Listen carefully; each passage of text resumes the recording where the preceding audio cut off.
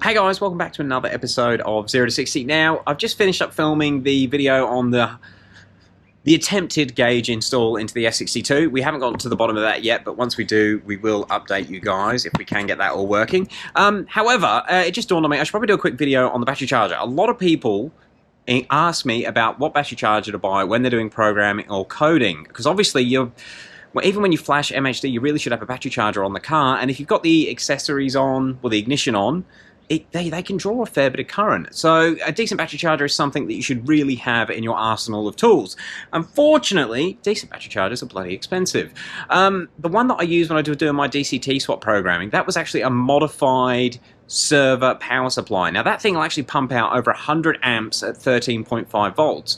However, although the power supply itself to buy is relatively cheap at around $120, you then need to get basically some jumper cables to cut up, some Anderson plugs, and you need to modify the internals of that power supply.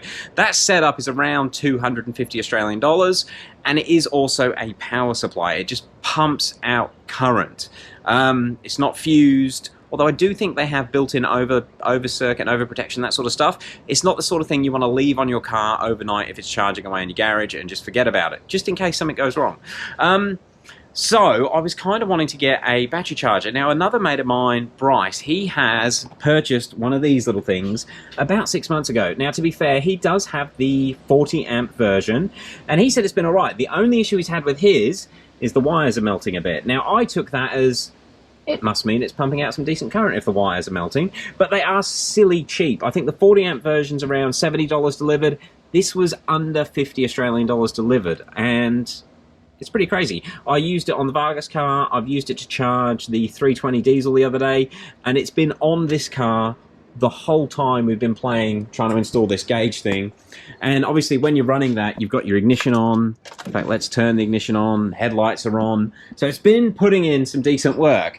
Now, let's see what it does when we put it on. Now the reason I wanted to do this, a lot of the cheaper Chinese products, they're a bit optimistic with what they put out. Just get doing.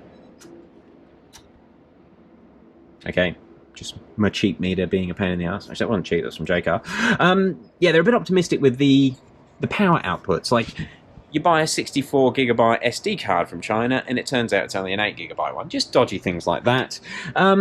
This I'm expecting to be of similar concern, and the other thing I do want to do in this video is actually take it out and just see if it's earthed internally.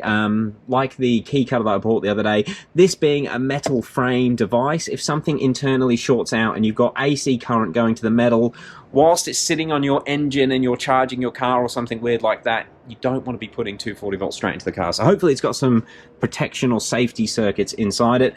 Anyway, we'll turn it on, and the main thing I want to check is actually how much current it generally puts out. So I had this device on the power supply when I was doing my DCT install on that big Dell 100 amp thing. Mark gave me that because that power supply isn't really supposed to be used that way. He said just keep an eye on the current that's flowing through it and just make sure it's not doing anything crazy. That is another issue with the power supplies. There's no security, there's no safety. So whenever he's using it, he'll run one of these just to keep an eye on current that's going through it. Anyway, so we'll check the current draw shortly, but I want to just check a few things. So the battery with the ignition on is currently at 11.09 volts. Let's turn the battery charger on. It's reading 11.2 volts. Actually, we'll let it. So actually with these things, you can have 4 different rates of charge current. We've got 4 amps, 8 amps, 12 amps, or 20/30 amps. I guess they might just use this sticker for a couple of different models. And we can see there when it's set at 12 amps, it says it's pumping in 12 amps. Let's just go back to voltage. I'm going to put it up to the full 20/30 amps, and I switched over to current, and you can see there on this display it's pumping in 30 amps. Go back to voltage, 12.6 volts at the charger and 11.7 volts at the battery. Now this is where it gets a bit iffy. Why is the voltage on this display higher than what's at the actual battery? Anyway, let's go through and check the current. So we have 30 amps being displayed on there, so that implies that this is charging at 30 amps. It's oh shit, that's warm. Like, it's very thin wire. is it the thought of wire that you want to be pumping 30 amps for hours and hours on end? Is it going to catch on fire? Let's turn this amp meter on and we'll see what actual current is going through it. So with these clamp meters, you can clamp them over a wire and they give you an idea on the current that's flowing through. And we've just got it on the positive wire there, and that is only reading 19.8 volts. So the actual amount of current that's making it to the battery is significantly less than what this displays. In fact, we'll wind this down. So we set it to 4 amps. This display drops right down. 4 amps. Actually, that one displays... So on the lower setting, it's working. This display is in line with that display. We've got 11.3 volts there. Just see what the voltage is at, 11.5. So even that's sort of close, and I'd expect a couple of tenths of voltage drop to go through while they're charging. Go back to current, we'll put it on 8 amps. Current winds up to 8 amps, that's also wound up. So on the 8 amp setting, also everything seems to be in line, 11.7, 11.3. We're getting a bigger difference between what voltage the battery charger thinks the battery is at versus what the battery is actually at. We'll go to 12 amp, oh no, wrong button. 12 amps. 12.3, 12.3, so the amps are pretty much on par with that one there. Interesting. Let's check the volts while we're at 12 amps. Voltage is at 12 on this display, but 11.47 at the actual battery. Go back to current. And we're going to wind it up to its 30 amp setting. And there we go. So the charger thinks it's now pumping in 30 amps. But it's actually only pumping in 20. So it's almost like whatever circuitry they've got to display this here, when you actually set it to 30 amps, it displays that it's charging at 30 amps, but it's actually only charging at 20 amps. Which is a bit annoying. However, and we're now getting 11.7, just check the volts now, 12.4. So when you're on that max setting, both the voltage is overinflated and the amperage on the display on the charger there. But to be fair, sub $50 for a battery charger that's going to pump out 20 amps is still pretty good. We go back to current, still displaying 30, 29, and Jesus Christ, the clamps are hot. The actual metal's not too bad, but the wire and this, oh fucking, pardon my French. I thought it might get hot.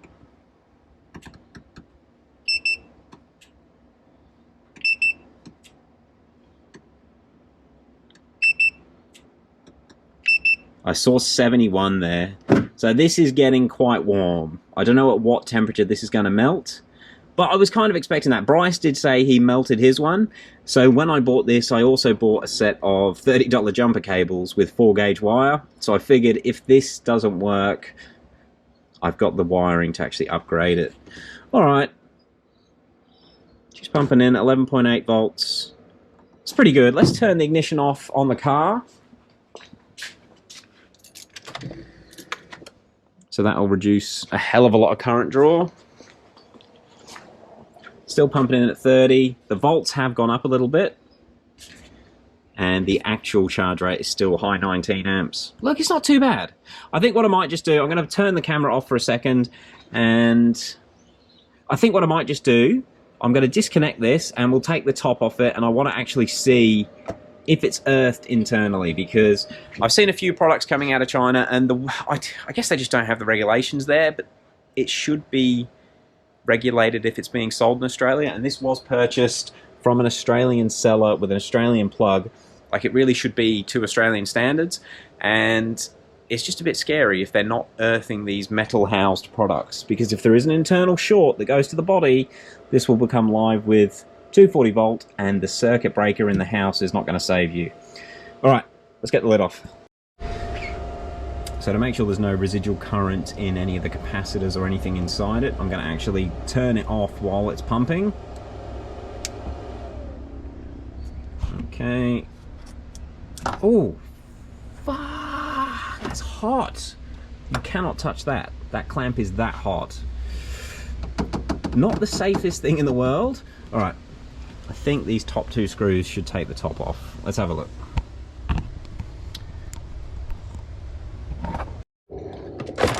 Just make sure it's it's definitely disconnected from the mains. We'll take that off now. And we'll take this what's going on here?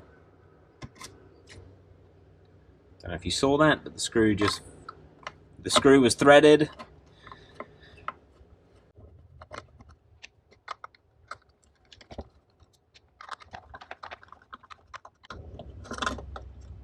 Okay, so that is the 4 mounting screws out, and I think the tops do just pull off. Okay. That's not going to short out on anything. So that is the circuit board there, and obviously the power comes in through this plug over here, and there is no earth wire. You can see the terminal for the earth. It is not connected to anything. So to summarize, the little $40–50 battery charger does pump out some decent current. I mean, even though it's only putting out 20 amps when it says 30, that's a serious bit of charging for the money. I kind of wish I bought the 40 amp version just to see what that had output, but it was a bit more money. And again, it didn't have the Aussie plug, although I could just use the plug from this one, assuming they're the same setup. Maybe if there's some actual electricians who know a little bit more about 240 volt, can chime in on that. I'm of the understanding that if you don't have that earth connected to the metal body product, you're missing out on a lot of the safety features that Australian mains voltage or mains wiring in a house has. The circuit breakers, from what I understand, they'll sense if the electricity shorts out to the body, and they'll basically cut the power off to that circuit faster than you can get electrocuted. Where when you don't have that earthing protection, the electricity can pass through your body and take longer for the circuit breaker to kick in.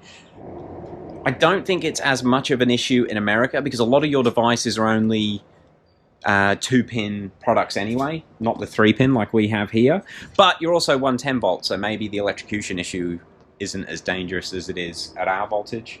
I don't know. Let me know your thoughts if you're an electrician, if these are dangerous.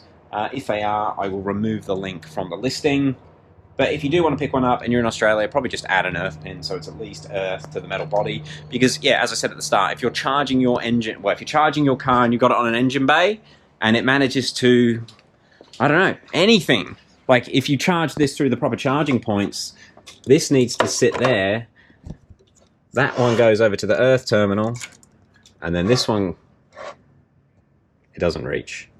Okay, we've learnt something else. It won't fit on an S62. In fact, that means it's not going to charge any E39. You will need to modify your cables, which I think you really need to do anyway because they need to be beefed up. All right.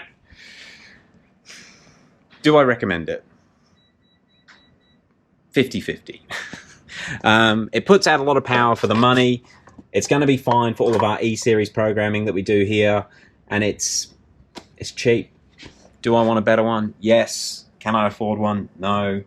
So we'll live with that for now. And I think I will modify the earth and the cables. And it'll probably be a lot safer. All right.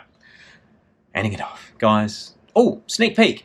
If you made it this far, thank you very much for being involved. Roll racing. I've booked it. We're going in 3 days. 17T DCT car. And so is Connor and his M4 CS. So it's going to be a bit of a battle. I think my car is going to be struggling to beat him. But we'll see how we go on the night. Should be a lot of fun. And I know there's going to be more than one race. All right, guys. Thank you very much. We'll catch you on the next one.